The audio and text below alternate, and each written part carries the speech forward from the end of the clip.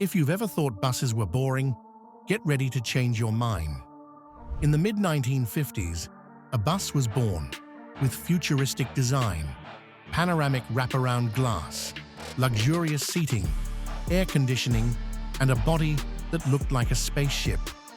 This was the Flxible VL-100 Vista-Liner, the great hope of American interstate travel, and Flxible's bold answer to GM's iconic scenic cruiser.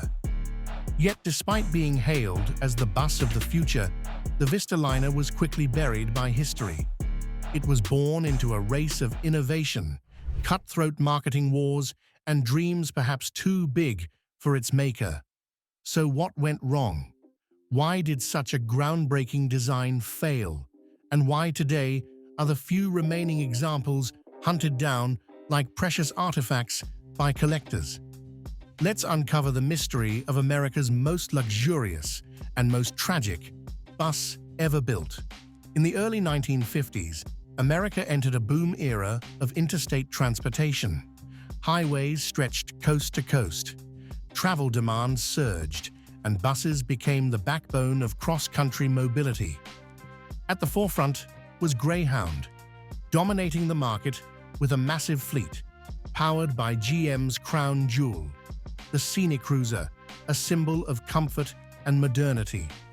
Meanwhile, Flxible, a much smaller company known for ambulances and transit buses, was seeking a way into the lucrative long-distance game. They couldn't beat GM with volume, so they aimed to win with quality and experience. Their big break came when Continental Trailways, Greyhound's rival, wanted a flagship bus of its own. They refused to keep using GM products, too closely tied to Greyhound's image. What they wanted was something new, bold, upscale, and modern enough to stand as the icon of Trailways' national network. Flxible jumped at the chance. The Vista-Liner VL-100 Project was born, not just to compete with the scenic cruiser, but to redefine long-distance American bus travel itself. But that bold move also meant going head-to-head with GM in a brutal tech war against a rival far stronger in engineering and deep-pocketed. And as you'll soon see, this was a battle the underdog would pay dearly to fight. When Flxible introduced the Vista-Liner VL-100 in 1956, many called it a spaceship on wheels. And indeed, its design was bold and futuristic, far ahead of its time. The first standout feature was the deck-and-a-half layout, a pseudo-double-decker structure. It wasn't a true two-level bus, but the passenger floor was raised in the middle, creating the illusion of a mezzanine. This not only gave riders an elevated view through large side windows, but also made the interior feel dramatically more spacious than standard coaches. The sides of the bus featured panoramic curved glass, stretching from near the floor to the ceiling. Combined with skylight panels, the Vista-Liner offered a near 360-degree view, a breathtaking experience while cruising through scenic American highways. At a time when most buses had small square windows, the Vista-Liner looked like it had arrived from the future. Inside, it was pure luxury. Thickly padded leatherette seats with headrests, individual reading lights, soft fabric interior lining, and most notably, a full air conditioning system, an extremely rare feature in buses of that era. The exterior was crafted from gleaming stainless steel and aluminum, with sleek curves and horizontal taillights reminiscent of locomotives. Even the Vista-Liner chrome emblem was proudly embossed on the side, a clear statement of its first-class ambition. Beneath its sleek shell and futuristic look, the Vista-Liner VL-100 was a sophisticated piece of engineering, though not without its flaws. The coach used a semi-monocoque chassis, combining a partial frame with load-bearing body panels. This reduced overall weight while maintaining rigidity, providing a more stable and planted ride at highway speeds. Advanced thinking for the era. The Vista-Liner came with multiple diesel engine options, the most common being the Hercules HXE 478CI inline-6 or the Cummins JT-6 B743CI. Both were four-stroke diesels, tuned for low-end torque and cross-country endurance. However, compared to GM's Detroit diesel 8V71 two-stroke engine in the Scenic Cruiser, these units had less torque and slower throttle response on steep inclines. Transmission was a Fuller Road Ranger 5-speed manual, non-synchronized, requiring skilled drivers to double-clutch with precision. Some later units upgraded to 6-speed or offered Allison automatic gearboxes by special request. Suspension was handled by leaf springs with hydraulic dampers, providing decent comfort, though not as plush as the air ride systems adopted by later luxury coaches. The biggest drawback? Sound insulation. With the engine mounted at the rear, cabin noise was pronounced, especially at high RPMs.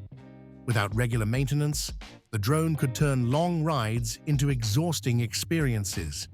But engineering was only part of the story. When the Vista-Liner hit the road, especially within the fierce competition of the interstate bus industry, things got much more complicated. And at the heart of that complexity was one of America's most iconic brand wars: Greyhound versus Continental Trailways. One was the market-dominating giant, the other a defiant underdog.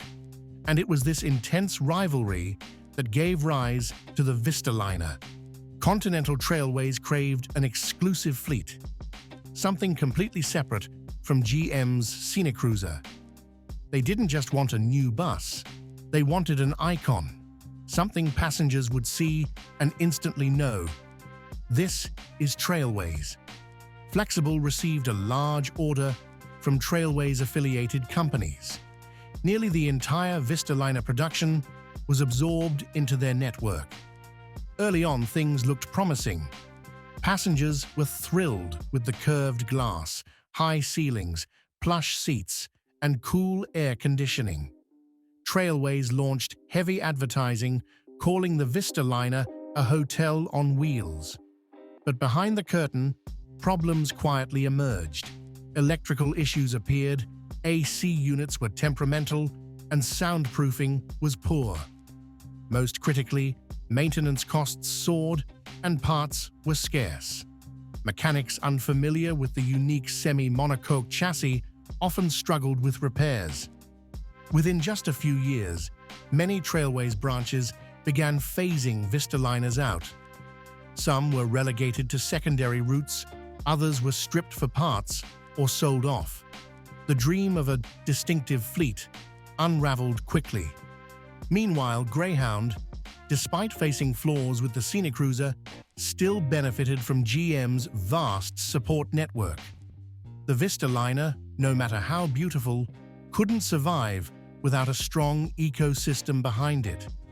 In the end, it stood as a bitter reminder that being different isn't always a competitive advantage. In less than a decade, the Vista-Liner VL-100 quietly vanished from America's highways. Not because of a catastrophic design flaw or scandal, but simply because it couldn't survive the game played by giants. Only about 250 to 275 Vista-Liners were built between 1956 and 1963. With such a small production run, there was never a robust ecosystem of support. No widespread parts network, no standardized maintenance knowledge, and no technical infrastructure.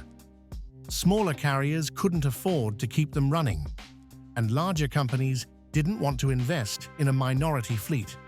In contrast, GM's Scenic Cruiser, despite early problems like a non-synchronized gearbox and complex drivetrain, was backed with upgrades and massive support. With over 1,000 Scenic Cruisers built, GM created a nationwide logistics chain, repair documentation, and an accessible parts inventory. That made all the difference.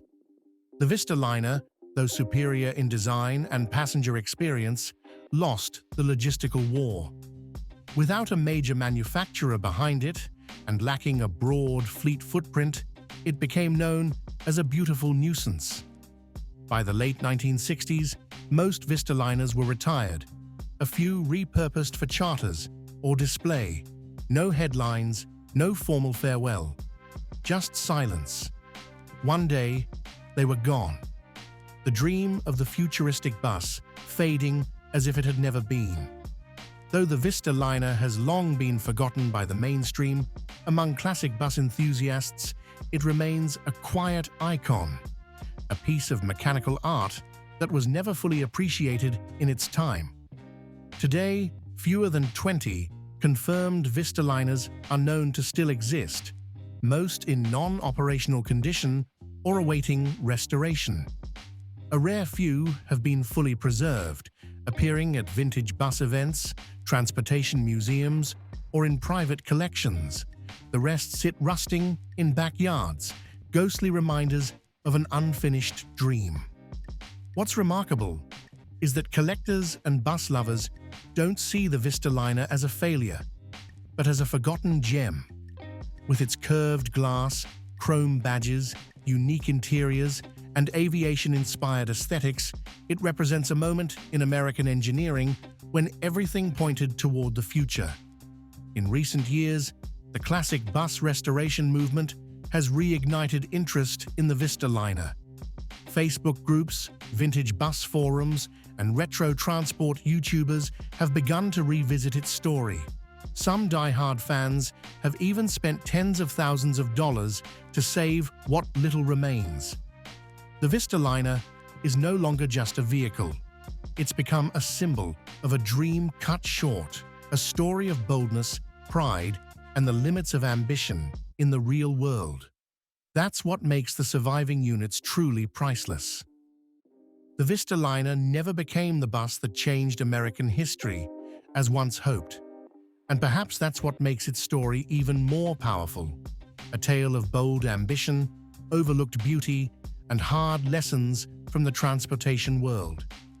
In an increasingly practical and fast-paced world, the Vista-Liner reminds us that sometimes designs that are too early or too different get left behind. But that doesn't make them worthless. In fact, it makes them more precious. If you love stories about vintage vehicles and dreams that never quite made it, leave us a comment, give this video a like, and subscribe to the channel. There are still so many stories waiting to be told, and maybe, just maybe, you'll help us bring them back to life.